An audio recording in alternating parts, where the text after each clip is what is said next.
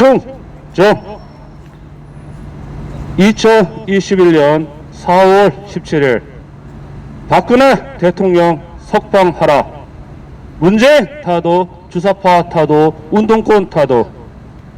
2021년 4월 17일 여기는 광화문 광장입니다. 정치, 문화, 경제의 중심. 바로 뒤에는 경복궁이 있고 바로 뒤에는 청와대가 있고 대한민국의 중심지입니다.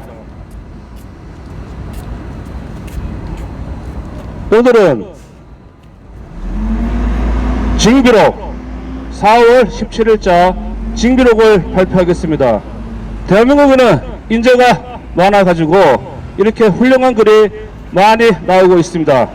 지금 이 정권이 쓰러져가고 있는데 이들이 밀어붙이기, 운동권이 밀어붙이기, 때정신을 가지고 국정을 지금도 때를 쓰면서 밀고 나가고 있고 그렇습니다. 여기에 우리 국가를 생각하고 국민을 생각하고 국가의 미래를 생각하는 일반 시민, 저는 하수 중에 하수이지만 여기 민철에서 마이크를 잡고 문재인은 왜 체포 대상인가에 대해 가지고 여러분들에게 말씀드리겠습니다. 이 글은 SNS에서 널리 퍼져 있는 글입니다. 문재인은 왜 체포 대상인가? 대통령은 형사소추의 대상이 아니지만 이적 행위, 여적 행위, 부정선거는 다툼의 여지도 없는 자명한 체포 및 사형 대상이다. 교전 중인 적은 사살의 대상이고 평시에 적으로 판명되면 체포의 대상이다. 대한민국 형법 제102조는 대한민국에 적대하는 외국 또는 외국인 단체를 적국으로 간주하고 있다. 북한 김정은 체제는 아직도 대남 적화 노선을 포기하지 않았고 북한 정권은 1953년 정전협정 이래 천안함 폭침, 연평해전 등 교전이 종결되지 않은 상태에 있는 적국이다.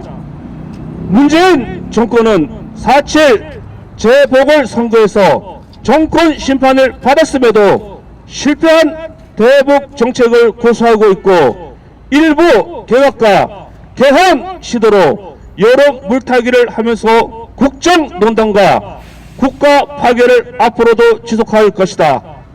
하나, 문재인은 대한민국 헌법을 위반한 탄핵의 대상. 문재인은 재직 중 형사소추가 안 된다는 점을 이용 연설 추모식마다 공산주의자 신영복, 김원봉, 조소양까지 존경한다고 했다. 문재인이 작년도에는 대한민국 건국에 반기를 들고 조선인민공화국 설립을 지지한 반란 세력에게 찬사를 보내더니 금년 4.3 사건 추모사에서는 남로당의 반란 폭동을 진압한 군대와 경찰을 국가폭력 집단으로 매도함으로써 대한민국 헌법 제66소 제2항 대통령은 국가의 독립, 영토의 보존, 국가의 계속성과 헌법 수호에 명시된 책무를 위배했다. 둘, 무는 부정선거의 주범으로 드러나면 체포 및 사형.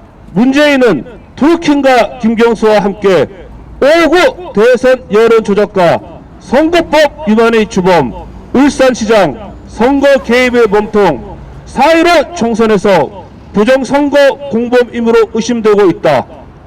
부정선거는 그 혐의만 인정되어도 긴급하고 중대한 범죄인데 선거사법마저 판결을 지연시키고 있다. 4.15 총선 이후 전국 253개 지역구 중 120여 개 지역에서 대법원의 선거 무효 소송이 제기되어 현재까지 결의 중에 있다가 4월 15일 인천 연소구만 재개표를 위한 변론 기일을 진행하였다. 대법원 판결로 부정선거가 드러나면 문재인은 바로 체포 대상으로 신분이 전환된다. 셋, 내란죄와 외환죄는 형사소추 및 체포의 대상이다. 9.19 군사분화 합의문에 기존 영내 경계선인 NNL 포기 및 서해 완충 수역 규정으로 강력을 갖다 바친 것은 제약의 반역행위다. 대한민국 헌법과 국민의 의사를 무시하고 중국의 삼불 정책이라는 군사 주권 포기 등 적국과 합세하여 대한민국에 항적하는 적대 행위를 하는 것은 형법 제93조의 여적죄에 해당한다. 북한은 적화 의지와 핵폐기 의지가 전혀 없는데 몰래 퍼주는 등 대한민국 경제에 심대한 손실을 끼친 반면 적을 이롭게 했다. 이는 형법 제99조의 일반 이적죄를 범하였다. 군사합의서는 여적죄 4가지, 시설 파괴, 이적죄 1건, 일반 이적죄 6건, 예비 음모죄 등 1건 등 도합 12건에 걸쳐